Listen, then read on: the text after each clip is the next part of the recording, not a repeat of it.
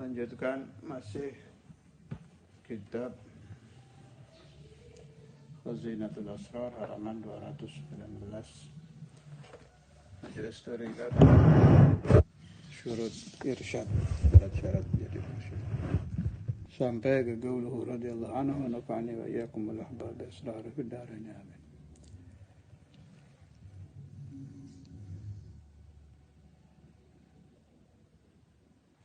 ومتصفا بمحاسن الأخلاق كالصبر والشكر والتوكل واليقين والسخاوة والقناعة والحلم والتواضع. الحلم sudah pernah saya bahas. Asyaddu min as-sabr bahwa sukunun nafas inda dawa'il ghadab ma'a tarkil intiqam. Kalau sabar itu innama sabr inda as-sadamatil ula. Terjadi sesuatu yang berlawanan dengan hawa nafsu dan ditahan, itu sabar. Kalau hilm di atasnya sukunun nafas, ketika datang sesuatu yang berlawanan dengan keinginan jiwa, dia tidak goncang, tetap sukun, tetap tenang. Min awsafil anbiya hilm ini. Bukan berarti kalau manusia bisa hilm dia nabi, tidak. Karena ada tapi itu kadal halim ayyakuna nabiyan. Memang min awsafil anbiya. Ya jelas hilmul anbiya dengan hilmul awliya ya beda. Wat-tawadhu. Tawadhu itu saya pernah baca keterangan ba'dul awliya begini. Sulit ini kesempurnaan tawadhu. Tapi supaya difaham, tawadhu itu bukan minder. Kalau minder itu mansaknya dari penakut. Tolong dipaham, tawadhu itu rendah hati. Merasa dirinya rendah dibanding ciptaan Allah yang lain. Bukan minder. Kalau tawadhu mansaknya ilm. Berasal dari ilm. Ilmu kalau sempurna tawadhu. Kalau ada orang alim tidak tawadhu, ya ilmnya saja belum berbuah itu. Yang saya maksud ilm di sini adalah ilmu billah. Bagaimana tidak tawadhu? Orang yang alim billah itu faham dan dzauq, merasa bahwa segala sesuatu milkuhu ta'ala jalla jalaluh. Jadi ilmu yang dia paham, hafalan yang dia hafal, harta yang dia punya, seorang alim billah tidak merasa punya, ada milkullah. Karena tidak ada milik, otomatis tawadhu, merasa rendah hati. Dia menjadi mamluk. Sesuatu itu kan cuma dua. Kalau tidak malik, mamluk. Memiliki atau dimiliki. Sedangkan kita masuk mamluk. Kalau minder itu beda. Itu berasal dari penakut itu. Dia mampu berbuat sesuatu, tapi tidak berani, itu minder. Jadi munculnya dari yabana, dari sifat pengecut, sifat penakut. Kalau tawadhu ini tidak, orangnya syaja'ah. Bagaimana tidak syaja'ah? Jami'u ashabi Rasulullah sallallahu alaihi wasallam, mulai akbaruhum Sayyidina Abu Bakar As-Siddiq sampai sahabat yang paling akhir itu mutawadhi'in. Aqtabul ummah Sayyidina Al-Jailani, Sayyidina Al-Rifai, Sayyidina Al-Dasuqi, Sayyidina Al-Syadili dan lain-lain itu mutawadhi'in. Tapi syaja'ah semua. Jadi beda ya antara minder dengan rendah hati. Kalau rendah hati itu tawadhu. Lah tawadhu ini salah satu pintu yang menyebabkan Syekh Abdul Qadir Al-Jilani jadi wali. Jadi supaya difaham begini. Seseorang sampai kepada Allah Ta'ala itu harus lewat babun minal abwab.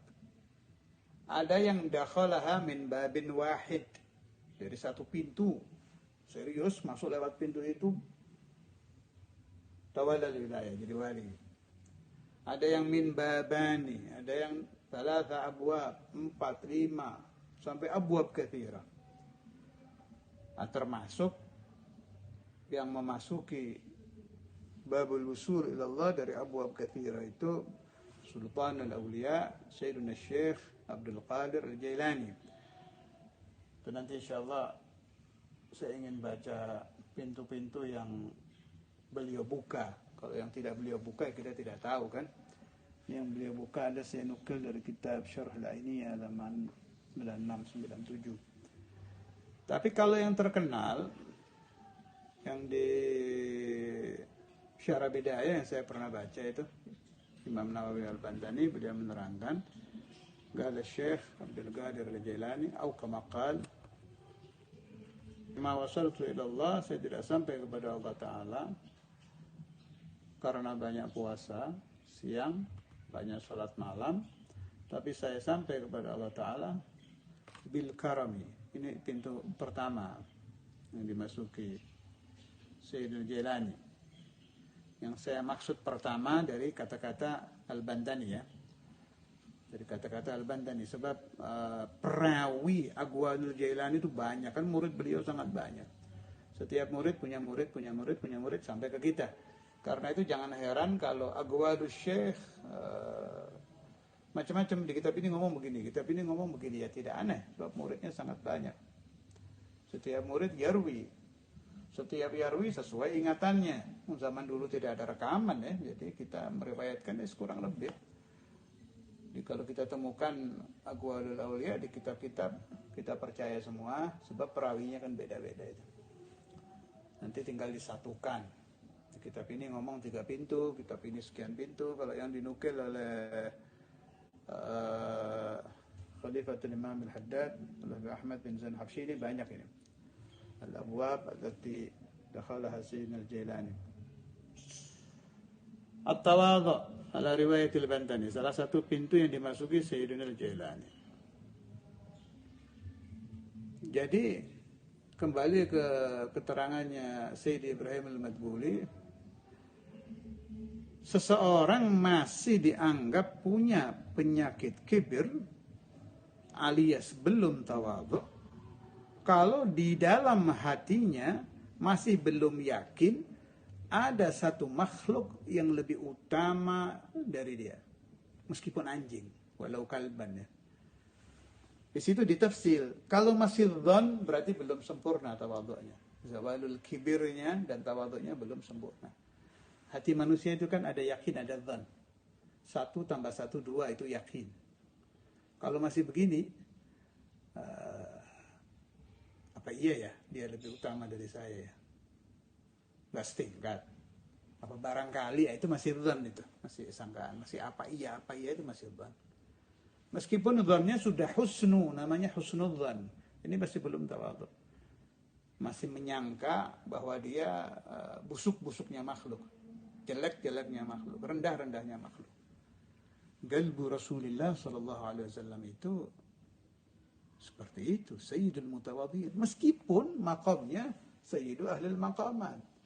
Jadi orang tawadhu itu indallah azim, tapi di hatinya tidak merasa apa-apa. Merasa dia makhluk yang paling tidak bersyukur, makhluk yang paling hina. Ala sabilil yakin, ini yang tolong dipaham, bukan ala sabili husnidzan.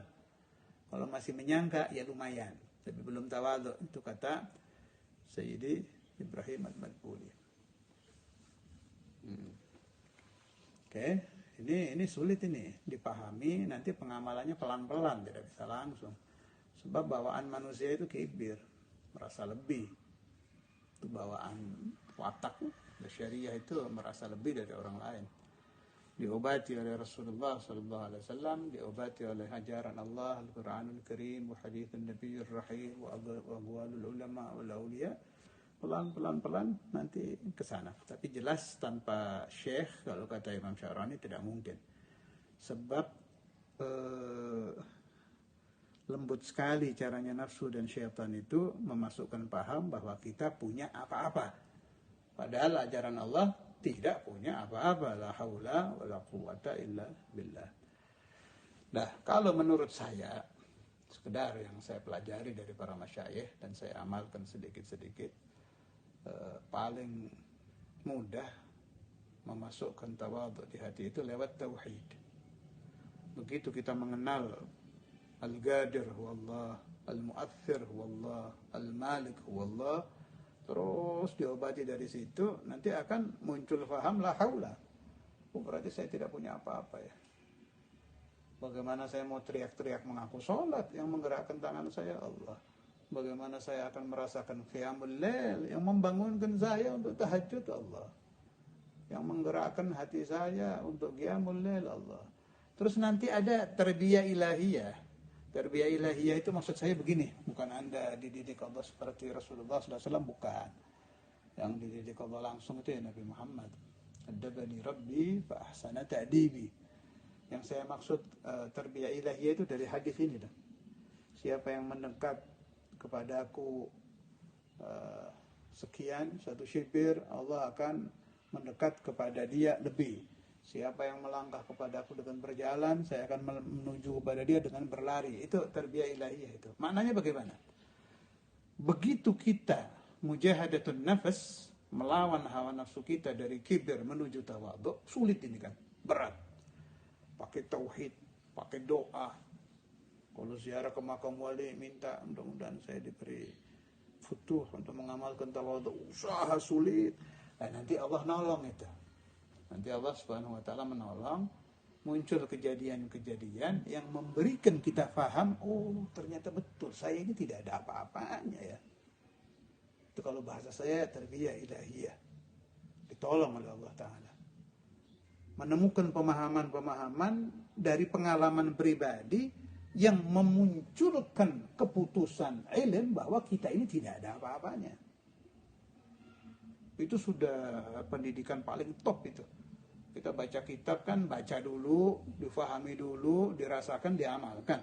Kalau langsung dari Allah mengalami sendiri, sempurna. Nah, itu macam-macam nanti.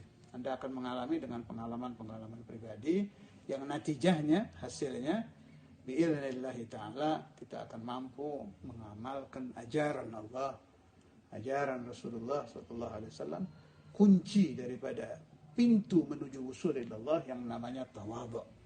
Waqad sabagana, mendahului kita memasuki pintu ini banyak sekali dari para awliya, minhum wa sayyiduhum sayyiduna Syekh Sultan al-Awliya Muhyiddin Abdul Qadir bin Musa al-Jailani, pendiri at-Tariqah al-Qadiriyah radhiyallahu ta'ala anhu, وعن سائر الأولياء وعن سائر الصحابة ونفعني وإياكم والأحباب من بركاتهم وأسرارهم وأنوارهم وعلومهم ونفعتهم في الدين والدنيا والآخرة على الدوام إلى مهنة دنيا وأخرى.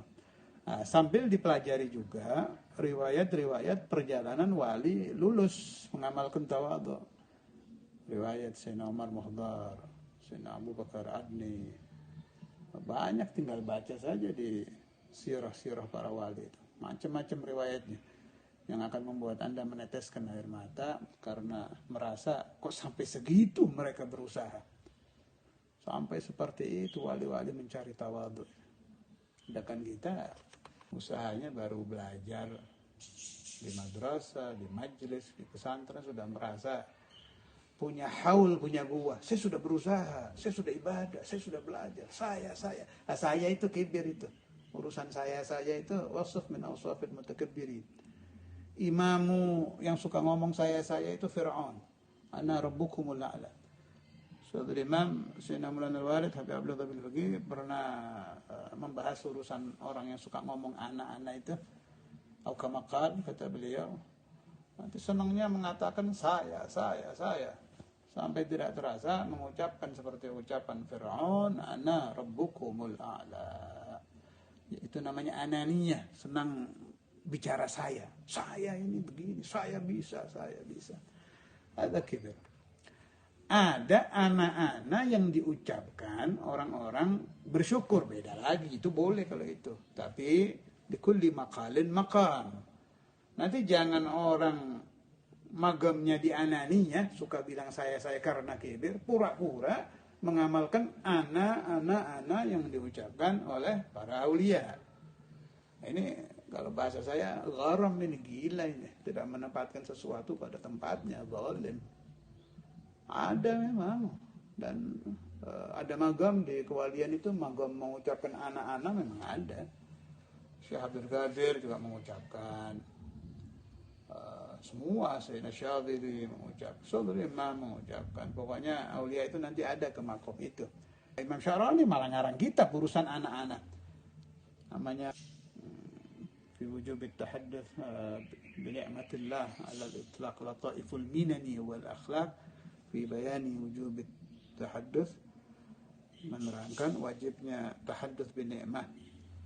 Itu isinya dari awal sampai akhir memuji ana, memuji dirinya sendiri. Tapi lillah, magamu boleh beliau ngomong seperti itu fi mahallih.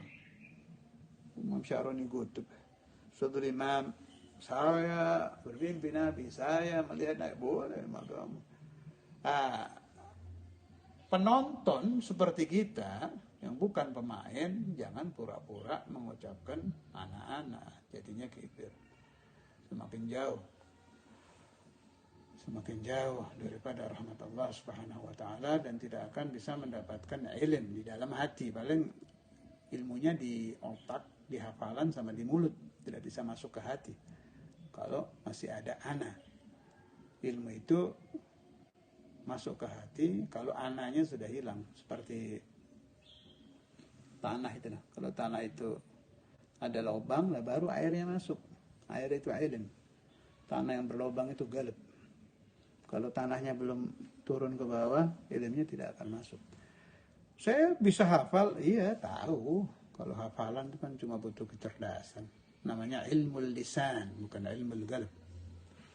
Sedangkan yang dimaksud ilmu yang harus dimakan, yang harus diminum, yang harus dicari, yang harus difahami, dirasakan adalah ilmul qalb. Ilmul lisan dilaknat. Na'udzubillah min ilmil lisan alfa marrah. إلى روح الحبيب جعفر من شيخنا السقاف وأصوله وفروعه وأهل سلسلته ومشايخه سيدنا مولانا الوالد حبيب عبد الله الفقيه، سيدنا مولانا حبيب عبد القادر بن أحمد الفقيه، والحبيب حسين بن محمد بن طاهر